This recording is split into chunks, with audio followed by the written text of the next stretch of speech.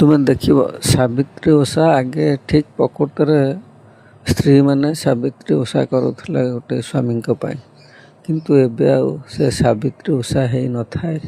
କାହିଁକି ନା ସବୁ କିଏ କେତେ ପ୍ରକାର ଭୋଗ, କେତେ ଆଇଟମ୍ର ଭୋଗ, ଫଳମୂଳ, କିଏ କେତେ ଦାମୀ ଶାଢ଼ୀ ପିନ୍ଧିକିରି ଦେଖେଇ ହେବ ସେ ହେଉଛି ସାବିତ୍ରୀ ଓଷା।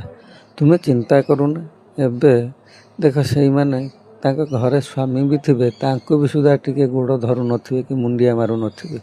ଏ ହେଉଛି ସାବିତ୍ରୀ ଓଷା।